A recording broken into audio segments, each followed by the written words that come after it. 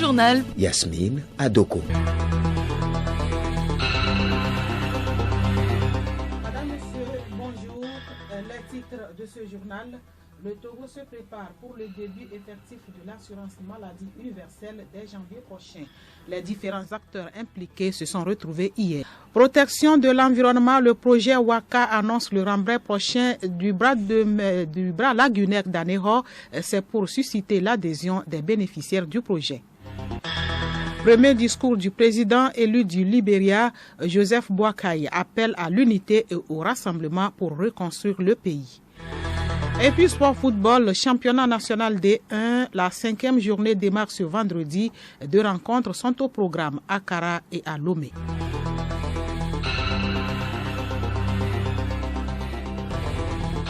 Radiolomé.tg. Parlons d'abord de l'assurance maladie universelle initiée par le chef de l'État. Des membres du gouvernement et des responsables du secteur privé ont eu des échanges hier. Les discussions ont permis au ministre de recueillir les préoccupations des bénéficiaires.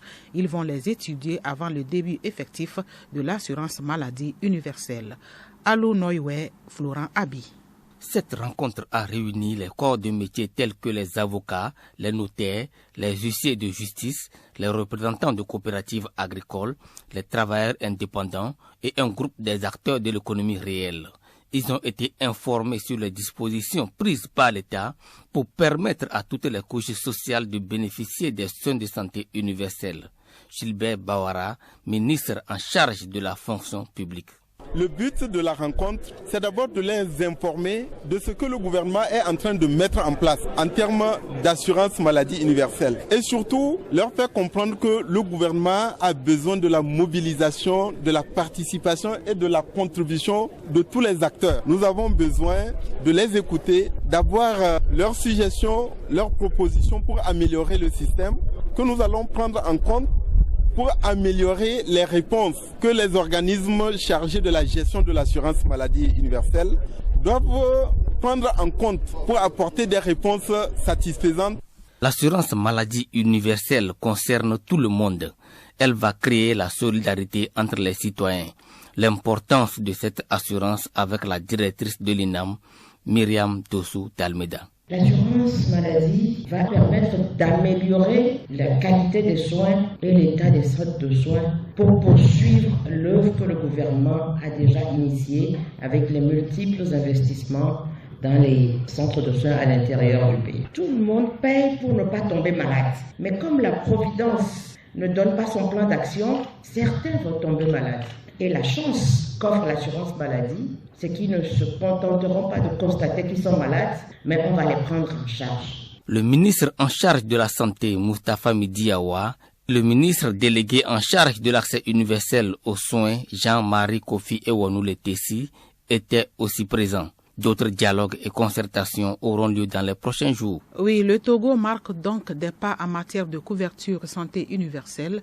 Par cette couverture, chaque personne aura accès à des services de santé dont elle a besoin au moment et à l'endroit où elle en a besoin. Solim Lem. Le gouvernement a communiqué en début du mois d'octobre 2023 que de nouvelles couches et catégories de personnes auront droit à l'assurance maladie universelle à compter du 1er janvier 2024. Un premier décret adopté fixe le panier de soins de référence de l'assurance maladie universelle pour les salariés du secteur public et les travailleurs du secteur privé formel. Il définit 3 groupes ou catégories de personnes assujetties à l'assurance maladie universelle. Premièrement, il y a les agents publics et assimilés ainsi que les titulaires de pensions civiles et militaires.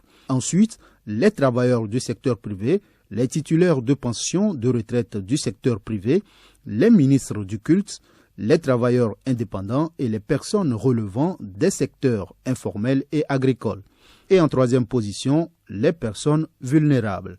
La couverture santé est un défi pour chaque pays. Selon l'Organisation mondiale de la santé, en protégeant les personnes des conséquences financières du paiement direct des services de santé, on réduit le risque qu'ils sombrent dans la pauvreté lorsqu'une maladie soudaine les force à dépenser les économies de toute une vie, à vendre leurs biens ou à emprunter. L'OMS recommande de réorienter les systèmes de santé en adoptant une approche axée sur les soins de santé primaires, ce qui pourrait augmenter l'espérance de vie moyenne mondiale de 3,7 ans d'ici 2030.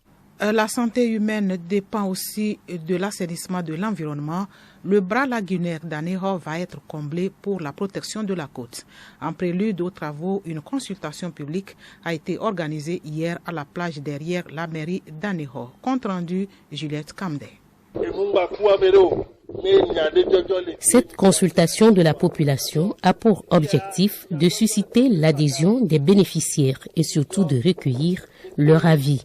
D'Almeida Julio, bénéficiaire. Le projet me va personnellement tout droit au cœur. Je pense bien également pour la population. C'était une lagune par avant et c'est l'avancée de la mer qui a fait qu'il y a une partie qui s'est coupée entre le Bénin et le Togo. C'est un truc qui ne fait plus de mouvement. Trop de déchets, les plastiques, trop de saleté quoi. Nos jeunes frères, vous les retrouvez par moment, quand on les envoie à l'école, ils refusent carrément pour aller faire tirer des produits frélatés du boudet. Ils transportent ça par là. Si on arrive à fermer ce truc, ça va beaucoup nous aider. Les travaux vont consister à remblayer le bras lagunaire de sable prélevé en haute mer. Ezobio César, ingénieur génie civil, senior du projet Ouaka. Bras lagunaire d'Aného, c'est la frange d'eau qui va donc de l'embouchure après l'hôtel Oasis vers Savikondi à la frontière. Cette frange d'eau, le projet Ouaka, côté Bénin, avait déjà comblé la partie béninoise. Donc c'était déjà prévu depuis. Mais il y avait un projet de la mairie des Lacs 1 sur le côté Oasis d'Aného, donc qui finalement, apparemment, ne soutiendra plus. Après ce rechargement en sable de mer, il est prévu également de planter donc des cocotiers sur environ 10 hectares dans la zone. Ces consultations sont initiées par ANGE, Agence nationale de gestion de l'environnement. Elles concernent les populations de Bodjomi, Agbodrafo et Aného, localités bénéficiaires de la deuxième phase des travaux du projet Ouaka. Domaine agricole à présent, l'atelier bilan de production cotonnière de la campagne agricole 2022-2023 est en cours à Lomé.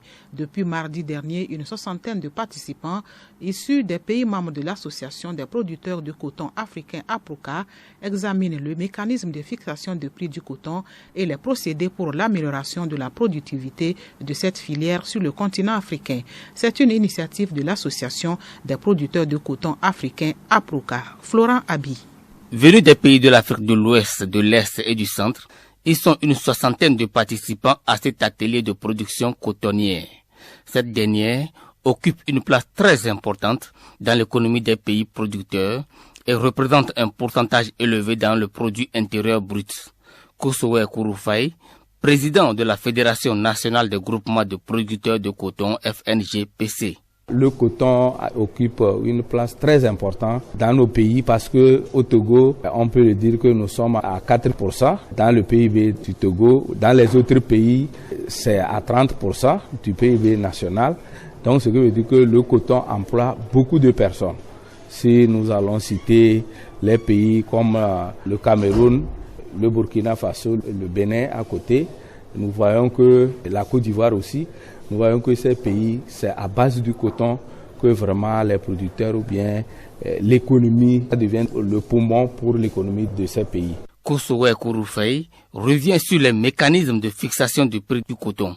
Le mécanisme de fixation de prix s'avère nécessaire pour le producteur parce que pour cela, nous avons invité l'expert de l'UMOA pour nous former sur le mécanisme de fixation de prix. Chaque pays a un mécanisme de fixation de son prix. Les prix, le mécanisme n'est pas standard. Ça dépend de chaque pays et c'est à travers cela que les autres pays copient le mécanisme qui est avantageux et ils l'améliorent. La campagne agricole cotonnière 2022-2023 est satisfaisante et des dispositions sont déjà prises pour que la future campagne cotonnière soit meilleure. Autre sujet de cette édition, la plainte est l'acte par lequel une personne victime d'une infraction ou son représentant porte un fait à la connaissance de l'autorité publique. Il existe plusieurs types de plaintes. Hélène Assabi. Toute personne victime d'une infraction peut porter plainte, même les enfants mineurs. Il y a la plainte simple. Elle consiste à porter à la connaissance de la police, de la gendarmerie ou du ministère public l'infraction qui a été commise. Cette plainte est transmise au procureur de la République qui peut décider de l'opportunité des poursuites. La suite donnée à la plainte doit être faite dans les 3 mois. Nous avons également la plainte avec constitution de partie civile. Elle s'adresse directement au doyen des juges d'instruction et permet de dépasser la décision du procureur de la République. 2 informations sur le continent, à commencer par le Libéria, où Joseph Boakai s'est adressé officiellement à ses compatriotes.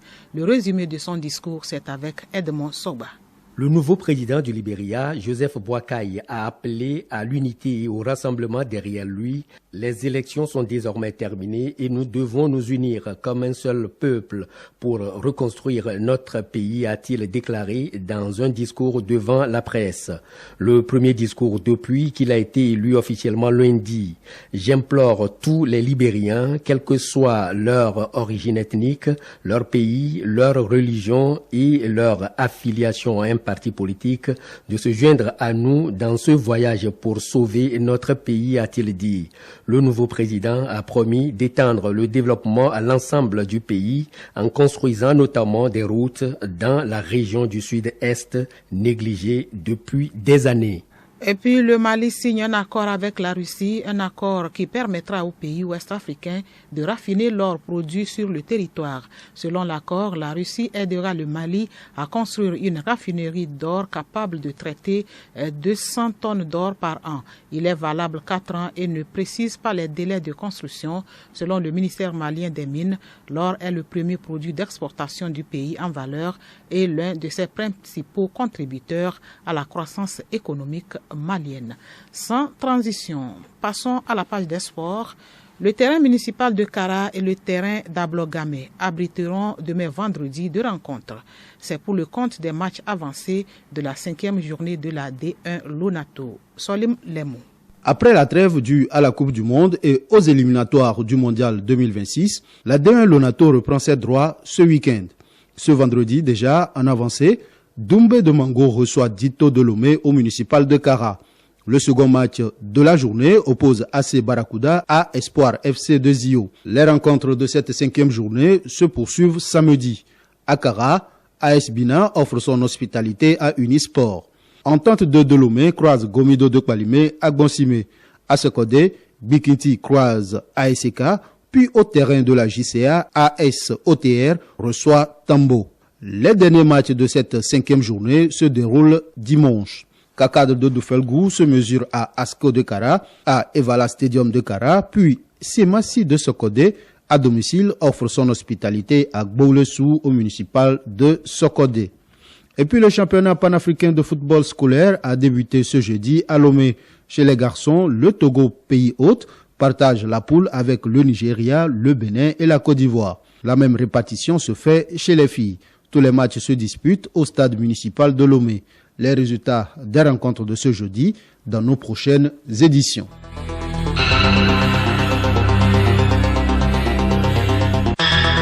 Oui, les résultats dans nos prochaines éditions. Pour l'instant, c'est le rappel des titres de ce journal. Le Togo se prépare pour le début effectif de l'assurance maladie universelle dès janvier prochain. Les différents acteurs impliqués se sont retrouvés hier. Protection de l'environnement, le projet Waka annonce le remblai prochain du bras lagunaire d'Anéro. C'est pour susciter l'adhésion des bénéficiaires du projet. Et puis, premier discours du président élu du Libéria, Joseph Boakai, appelle à l'unité et au rassemblement pour reconstruire le pays. Merci d'avoir suivi le journal.